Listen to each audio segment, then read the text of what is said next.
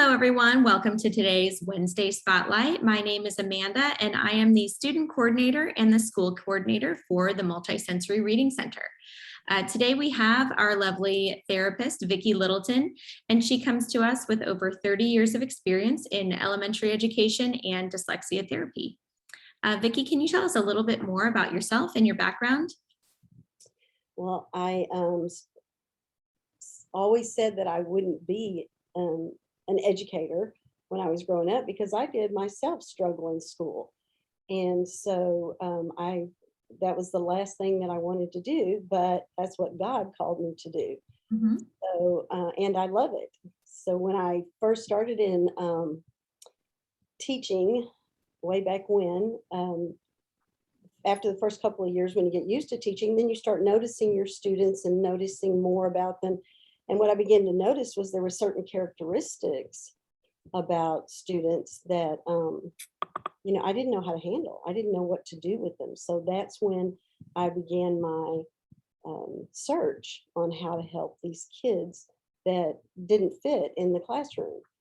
They didn't fit in the little box. And so I would go to seminars and they would tell me the symptoms, the characteristics, and I already knew that. So finally, in my search, I found SMU here in Dallas, and I attended there and got my language certification there. Great. And the rest is history. I'm so glad that you found your niche and what you were looking for with that. So what's your favorite thing about working with these types of students? I just love making relationships with them, just getting to know them, seeing the light bulb go on. There's nothing better than when you have a struggling student and you can work with them and you make them feel comfortable and they can relax and they can begin to think and learn without having the pressure because there's no grades or anything like that. So just seeing those little light bulbs come on and being able to love them and have them love you back. That's what I enjoy. That's really rewarding. And you mentioned about feeling comfortable and not having the pressure. And with Multisensory Reading Center, a lot of our language therapy is done virtually via webcam and on Zoom. So how do you feel like you can make students comfortable, or what are some of the benefits of working with students online in that one-on-one setting as opposed to in a classroom? I think there's really not much difference. You do the same things.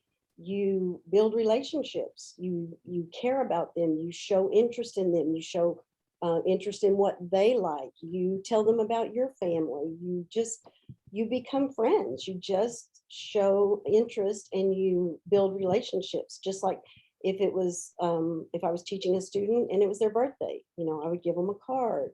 And same thing, I send them. I send my online students cards and a little gift sometimes, or you're just building that relationship. Whenever I had the opportunity to meet them in person, I've even done that before. One time we took our grandkids to Disneyland, and one of my students is in LA, and we met up with their family for dinner, and that was so exciting because you got to physically touch that person that you had seen, and I have students that I've had for years. They just won't let me go because we've become such friends and family. We really become family.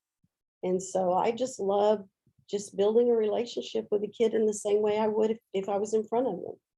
That's so nice. You really do form a bond with these students, even if you're not physically in their presence. So that's so neat that you're able to build such lasting positive relationships with these kids.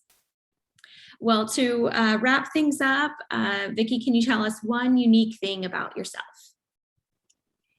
Well, I don't know if it's unique, but one of the things that I'm always telling my kids is to step out of their comfort zone, to do something, that they maybe would not normally do, or because it's a weakness, or they just don't feel comfortable, or if there's a fear.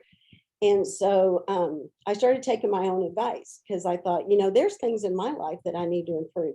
So I've always had a fear of heights. And so last year we were on vacation. It was a family vacation, and my husband and children were going to go zip lining. And here, you know, they knew I wasn't going to go because mom doesn't like heights. So I stepped out of my comfort zone and went and did the zip lining. And it was terrifying at first, you know, stepping off that ledge by myself. You know, took me a few minutes, but it was very rewarding to be able to do something that I thought I would never be able to do and enjoy it with my family. And they were surprised that I did it too. That's awesome. Well, way to face your fears and take your own advice. That is really cool. Well, if you would like to work with one of our awesome therapists like Vicki Littleton or any of our other language therapists, please give us a call and set up a free consultation.